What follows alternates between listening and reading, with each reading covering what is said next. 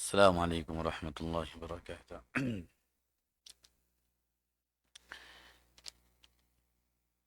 إن الحمد لله نحمده ونستعينه ونستغفره ونؤمن به ونتوكل عليه ونعوذ بالله من شرور أنفسنا ومن سيئات أعمالنا.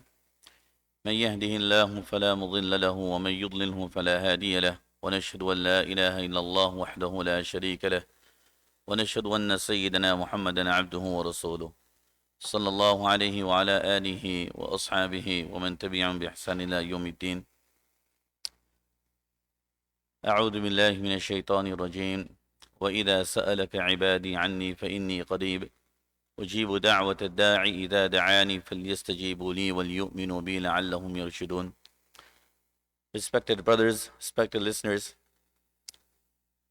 the topic of discussion is about dua and our supplication, communication with Allah subhanahu wa ta'ala.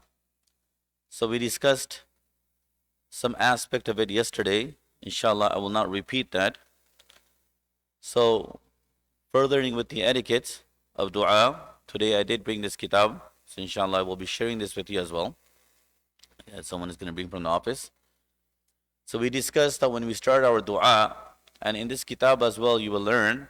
This is the kitab that I have here is Mufti Ahmad Khan Puri. I'm sure everyone knows him, a great scholar, and how he used to make dua. So someone compiled.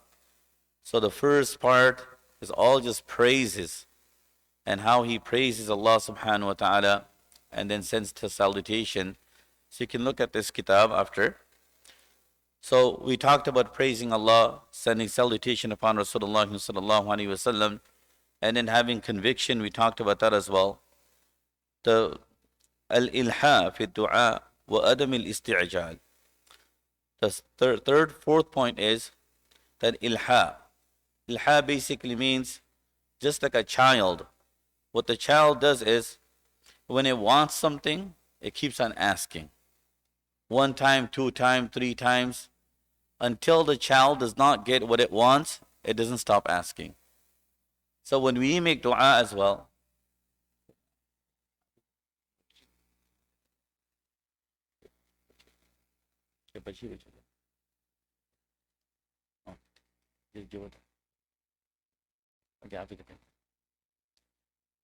so when we make dua, many times our dua is not with that conviction. The ulama, they mention that when you make dua, at least repeat it 3 times. At least repeat it 3 times. So ilha basically means to be persistent. Just like how the child is persistent and consistently asking that I want this, I want this, I want this, to such an extent that the father gives in and says, here, take this. So that's how we should keep on asking ilha, and not just once and then forget about it. Along with that, adamul isti'jal, not being haste. Many, what does haste mean?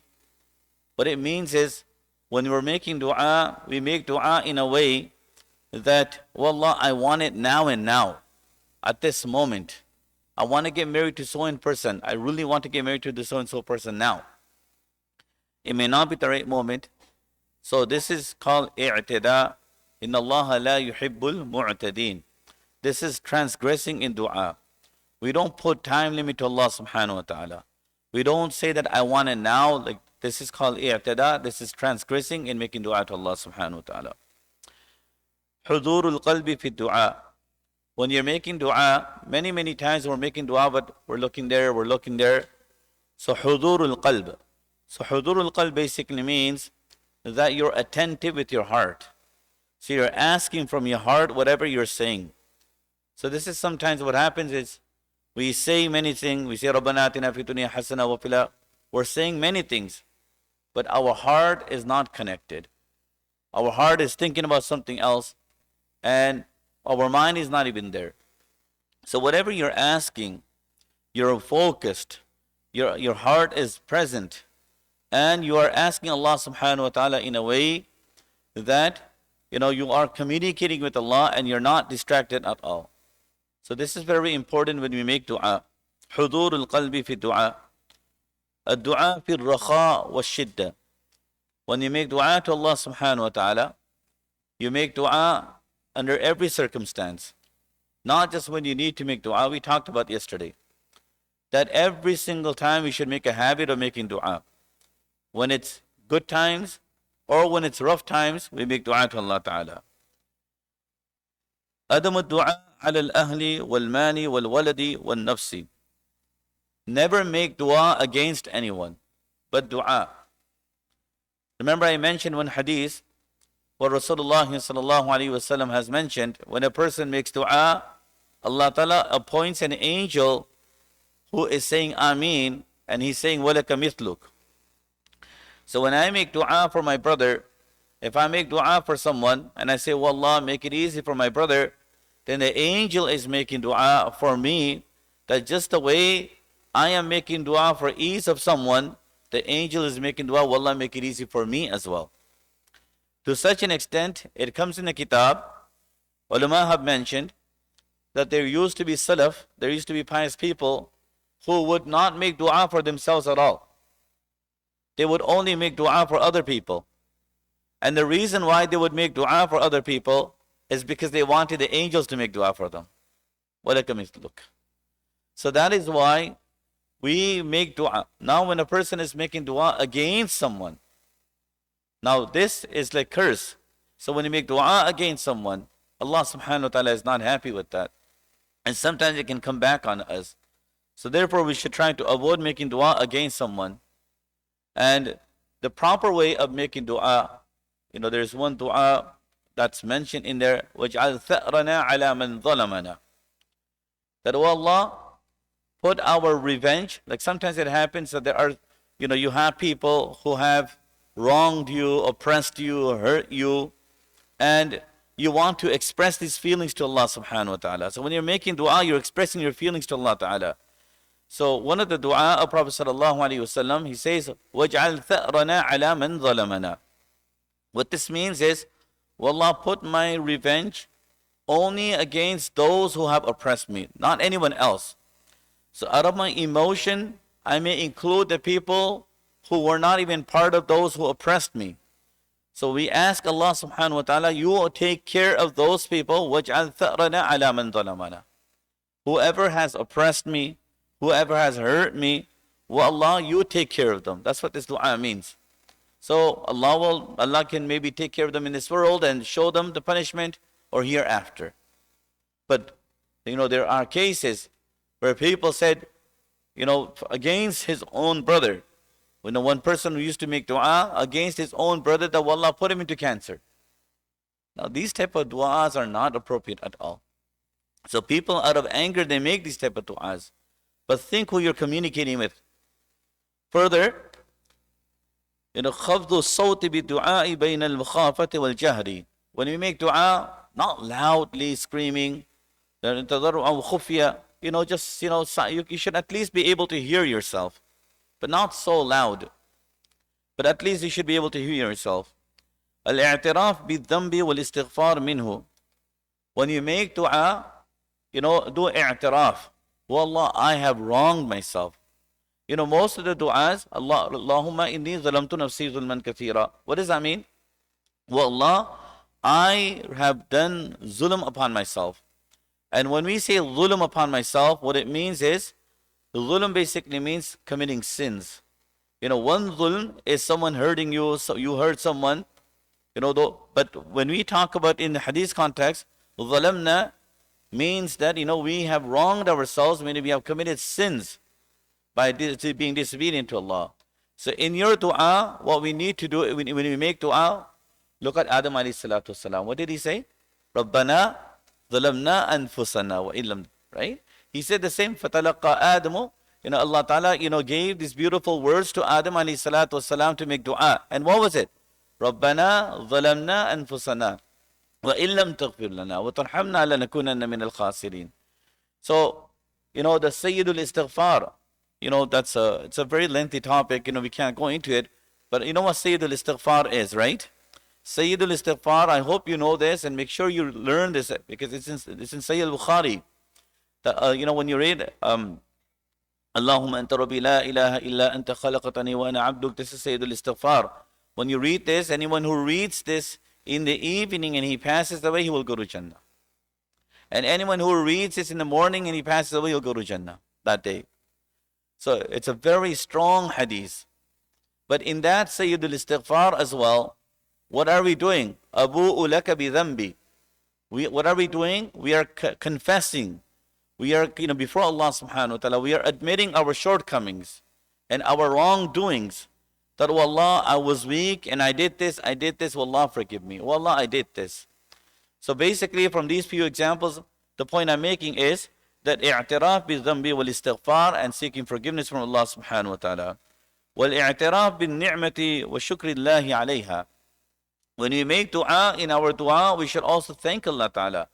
That, oh Allah, you have given me a house.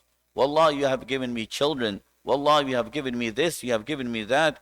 So we should thank Allah subhanahu wa ta'ala for what Allah subhanahu wa ta'ala. And then one of the du'as, each dua, it would take me at least 15-20 minutes to explain each dua of Rasulullah sallallahu alaihi wasallam. But Rasulullah sallallahu alaihi wasallam, his du'as were jawami'ul kalim. They were very, very comprehensive with a lot of meaning. So that is why we should learn these du'as. But one of the du'a that we learn, Allahumma hdina fi man hadayt wa afina fi man afayt. So in that part, we also say what? We say, وَقِنَا شَرَّ مَا قَضَيْتَ فَإِنَّكَ تَقْضِي وَلَا يُقْضَى عَلَيْكَ. Now I was explaining this to my students.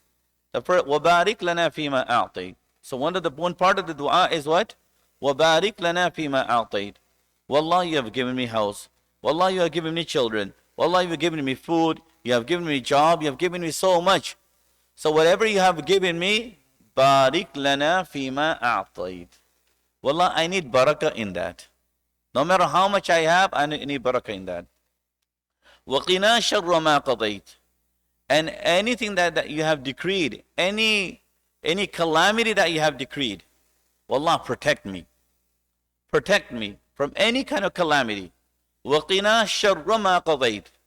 Any calamity, disaster that you have decreed, Wallah, protect me. I could not understand these words until recently in the earthquake that happened. How many people passed away? But even in that calamity, there were young children. They were only, they were in their infancy. And they came out alive after 5 days.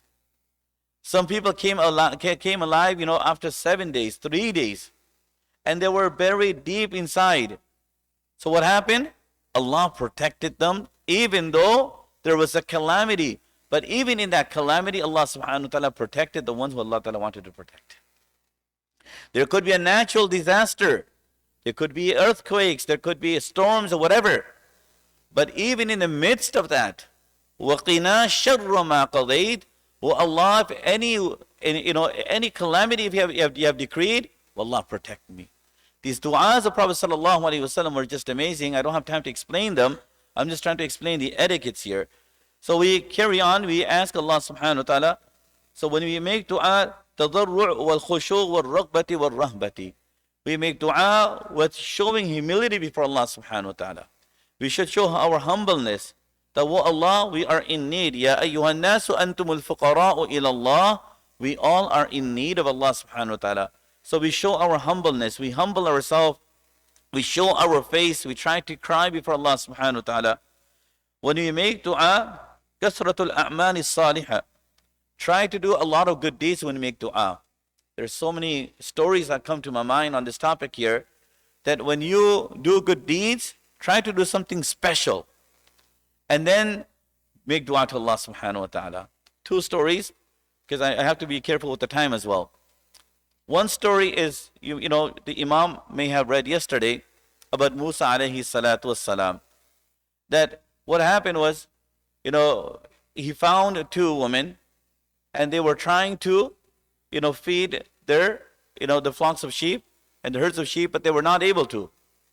So Musa alayhi salatu wassalam, he says, okay, let me help you. So he does a very kind gesture to these young girls who are not able to, look after themselves and their herds of sheep. So he does a favor to them and he takes the water out and gives the water. فَسَقَى لَهُمَا ثُمَّ تَوَلَّى إِلَى الظِّلِّ. Then he goes in a shade, and he goes there, doesn't ask anyone. He does a favor. Our habit is, you know what? When we do something, then we expect something from them. Normally, the mistake that we make is, if I do a favor to this brother here, brother, I did a favor to you. Why don't you do something for me now? Do a favor to someone, show your kindness to someone, and forget about it. Turn to Allah. Don't even turn to that person. Any kindness you show to someone, anticipate the reward only from Allah, not from that individual. Musa alayhi salatu wasalam, what he does is, he showed this kindness to this woman here, and then after that he makes a special dua. We all know that dua. Rabbi inni lima anzalta ilayya min khayrin faqir. That, oh Allah, because Musa alayhi salatu wasalam, he had to flee. He was told, waja min aqsal madinati, a person came and said that, these people, Fir'aun is planning against you, go. So he was all alone, no one with him. He didn't have anything with him. He was homeless. He had nothing with him. He was all alone. But he just showed, he did one kindness, and after that, he turned to Allah subhanahu wa ta'ala. That, oh Allah, whatever good you send down, I am in need of that. As soon as he makes this dua, immediately what happens? Allah subhanahu wa ta'ala makes the arrangement. He makes it. فَجَاءَتُ إِحْدَاهُمَا تَمْشِي عَلَى اسْتِحْيَاءٍ. One of the girls come with a lot of modesty and says that our father is calling you and he wants to reward you. And eventually Musa alayhi salatu wasalam gets married to one of them. Now look at this. One kindness, and look what Allah ta'ala is teaching us. You do good deeds and turn to Allah subhanahu wa ta'ala. One more story, a similar story, and amazing. I was really shocked when I saw this, when I was reading this story. There was one individual, he was in Makkah Mukarramah, and he was very poor, hungry, didn't have much, and he was just walking on the streets of Makkah Mukarramah. And then suddenly he finds a necklace, a very precious necklace. So his mind is telling him, oh, I can keep this. Finders, keepers, losers, reapers, they say something like that as well, right? So I'll keep it, and I can buy something with it. He said, no, it's not mine. It's not mine. It doesn't belong to me. It's very precious, but it doesn't belong to me. He goes to the masjid. He goes by the Kaaba. And there was one individual, he was making yunshidu. He was making this announcement that I lost my necklace. Did anyone find it? Did anyone find it? So he said, okay, tell me the description of the necklace. So he shows him the description of the necklace. And it fits perfectly. Okay, this is yours. Here, take it. And that person, the owner, took it and went away. Now this person turns to Allah subhanahu wa ta'ala and says, oh Allah, I gave this away for your sake, even though my heart wanted to keep it. But oh Allah, I ask you to give me something better in return for this. Try to understand this story. Oh Allah, give me something better in return because of this action. So now what happens? Khair, he kept on making dua. Sometimes we think that if I make dua, I'm going to see a magic. Like things are going to happen right away. That's something that we have to forget. It's not like, Allah's system that, oh, I made dua and right away things are going to happen. No, it doesn't. There's a system. There's a way when Allah subhanahu wa ta'ala will give us. So in this story, what happens is, he had a small boat and he was, crossing the river or something. And suddenly, the worst happened. And what was that? His boat capsizes. And it breaks in the middle of the water. So he quickly grabs onto one log, a big chunk of wood, and he jumps onto that. And now he's nowhere. So now the wind is pushing him, and it pushed him to one island. Now look at the nizam of Allah subhanahu wa ta'ala. He got capsized, both capsized, he's stuck. He made dua to Allah ta'ala for goodness, but doesn't see anything good yet. And now he is on that log of wood, and then now the wind is just pushing him. Eventually he comes to one island. And when he gets to the island, he finds a masjid there. So he goes there, and he finds a group of people, So when he found a mushaf, he started reading Quran. As he started reading Quran, people noticed that this person knows how to read Quran. So he said, from now on, we give you a job. We're giving you a job. You're going to teach our children this Quran here. So he said, okay, alhamdulillah.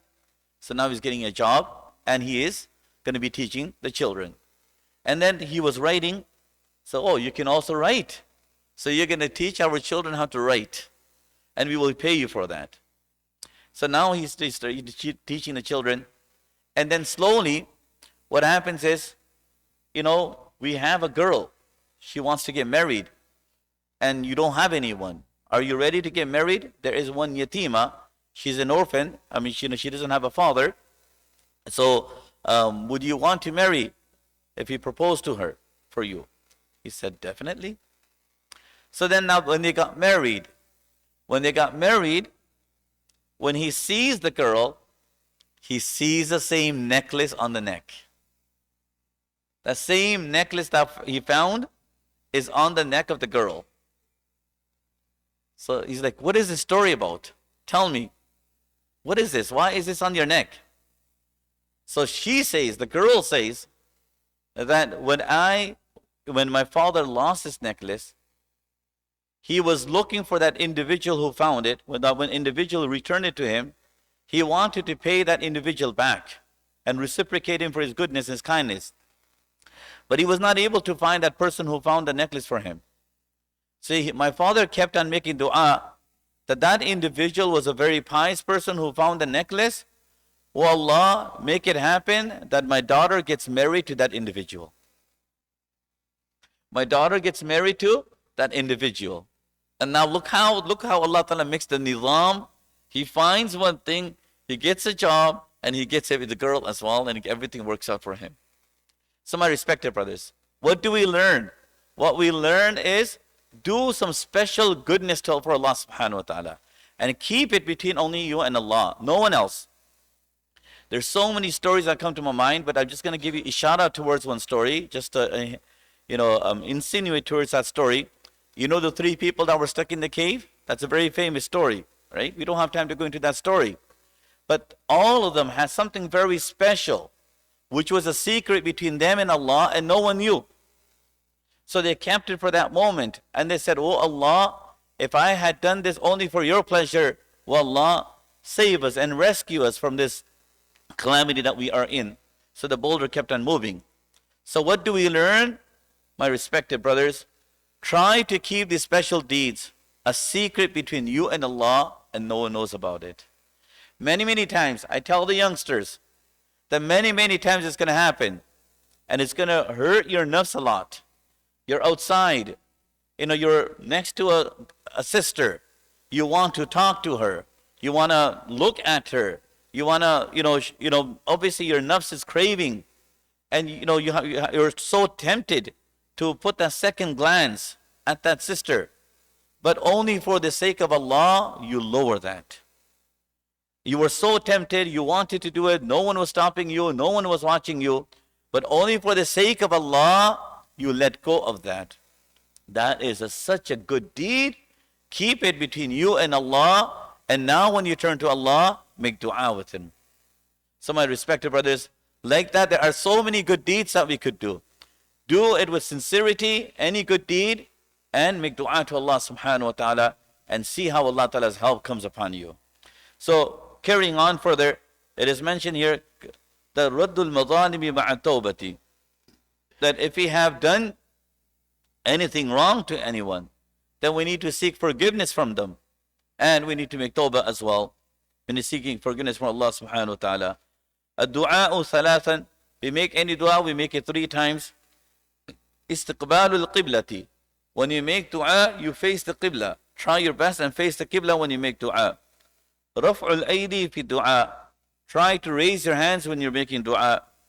And al-wudu'u qabla du'a'i in tayassara. And try to make wudu before you make dua. Because you're in a spiritual state, you're in a tahara. So it is more, obviously the angels will come. So it's a beautiful state that you're in. Allah ya'tadi fi dua. Allah subhanahu wa ta'ala mentioned in the Quran, "Ud'u rabbakum tadarru'an wa khufya innahu la yuhibbul mu'tadin." That we make dua to Allah subhanahu wa ta'ala with humility, but at the same time we don't transgress. So transgression, one thing is obviously we say, "Oh Allah, I want it now and now," or we ask for very specific thing. So like Musa alayhi salatu wasalam said, "Well, Allah, whatever I am in need of, Ya Allah, give me that." He didn't even say that, "Well, I want to get married." Because Allah subhanahu wa ta'ala knows our need more than us. But sometimes what we do is, we just glue ourselves to one particular person, that this is the only person I want, no one else I want. But maybe there may not, but there is no khair in it. So we try not to be too specific. We rather we be more general when we make dua to Allah subhanahu wa ta'ala. And أن يبدأ الداعي بنفسه إذا دعا لغيره. When you make dua for yourself, and then you make dua for the ummah. Now when you make dua for the ummah, obviously when you're making dua for the ummah, look at, many times when we make dua, we only make dua related to what we need. But the little that we realize that there are so many people that are going through a crisis and they also need help too. So our dua should be such that we are making for other people as well. And not only, look at the conditions in Palestine, look at the condition in other people. Many times in our dua we're selfish. That is why when we make dua, we only make dua for ourselves and whatever we need. But look at our brothers and sisters across the globe, what they're going through and the difficulty and hardship they're going through. If we see about them, we can see about them, we see what's going on in our WhatsApp and whatnot, we should definitely be making dua for them and make that part of our dua as well. Another very important point, أن يكون المطعم والمشرب والملبس من حلال. That when you're making dua, it's very important.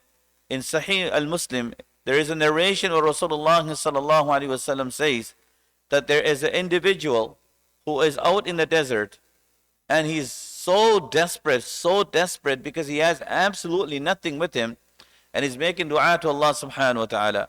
But when he's making dua to Allah subhanahu wa ta'ala, the answer comes down that mat'amuhu haram, mashrabuhu haram, malbasuhu haram. His food and drink is haram through haram earnings, not through halal earnings. And malbasuhu, his clothing is through haram earnings. فَأَنَّا يُسْتَجَابُ. How will his dua will be accepted? That is why, my respected brothers, a little bit of food, but halal food is a lot more valuable than haram food. So again, when you talk about food, there's two aspects to it. Halal in the sense that it is with halal earning. That is very important. Halal earning with halal sources, right? Number two, obviously, in this country we are living in, it should be halal ingredients as well. We need to make sure that, the food comes from, zabiha, and it's not non-zabiha. So we need to keep that in mind as well. Otherwise, when you make dua with haram food, then our duas may not be accepted. So that is why we should try our best. And also, another point, when you make dua, this is going to be my last point because the time is up. Try to earn du'as from other people. Try to earn dua from other people. Now, how do we do this? By doing some kind of khidmat. There's so many stories that come to my mind, but the time is up right now. But, for example, Abdullah ibn Abbas radiallahu anhuma, he was a very young boy. And he did a little bit of khidmat, service for Prophet sallallahu alaihi wasallam. And he prepared some kind of water, and he facilitated some water and some other stuff, so Prophet ﷺ can do istinja and do wudu. So he earned a beautiful dua, Allahumma faqihhu fid din, Allahumma allimhu al-kitab, wa Allah teach him the kitab, and became a great mufassir. Many sahabas, what they used to do khidmat of Prophet ﷺ, and they would do it in a way that they would earn dua from Prophet ﷺ. Likewise, what we need to do, one way to earn dua, one is, this is a typical thing. The brother make dua for me. Brother make dua for me. Remember that brother, the moment you asked him, the second, but he's already forgotten about it. He's not even going to remember you. That's it. So those type of du'as really don't mean anything. But you did something special for the person. That, do this. Like, the story is quite long. But I remember in Mina. Now back in those days, we got lost in Mina. And so when we got lost, For 2 hours, we were looking for our tent and we couldn't find it, me and my sister. One individual, this is such an amazing, inspiring story, but it's a very long story. So I'm just trying to make it short. This person here, he was, when he saw us, and me and my sister, I'm talking about 1999, when he saw us, we were lost. He said that he looked at our wristband and he said, "Oh, you're from this tent? Come." He walked 1 hour. He kept on walking this. We got tired, but he didn't. And he said, "Come." Then a time came when he said that we told him that, "No, we know where our tent is, you can go." He goes, "Nope." What he did was he made sure we got into the tent. We offered money. We said, "Can you please take something?" It seemed like he was from Sudan or something. He said, "Nope. I only want dua from you. I only want dua." And he said, "I've been doing this for three days. My job is all those hujjaj that get lost, I just take them. I go all around. Look at the khidmat that he's doing. No one knows about him. He's not even recognized. Only who has recognized him? Allah subhanahu wa ta'ala. So what is he doing? He's trying to help people and do khidmat in such a way that he will be able to earn the du'as from their heart. And obviously that's how you earn your du'as from your parents as well and from other people. Believe me, when you do something special for someone, and especially those people who regularly make dua, you do something special, they will remember you. And you will, definitely get what you want, inshallah, through the barakah of their dua. So once again, I couldn't go much through the kitab here, but the kitab that you have, if you look at it, this is how my ustad has Mufti Sahib, this is how he used to make dua. It will give you an idea how we're supposed to be making dua to Allah subhanahu wa ta'ala. And let's try to learn. Let's take this month of Ramadan and make this an opportunity and learn how to make dua, so that whether we are in Mina, whether in Umrah, wherever we are, we shall, inshallah, will be making dua, and we'll be making long, long du'as. Not just, 2-minute dua, 3-minute dua, but we'll be able to make long dua. And again, dua is a special connection and communication with Allah subhanahu wa ta'ala. And on the same note, I also ask you, when you make dua, please remember me in your duas. Inshallah, tomorrow, our discussion will be the hardness of, how our hearts become hard, and how do we soften our hearts. Inshallah, that will be the last, majlis tomorrow, inshallah. Subhanallah.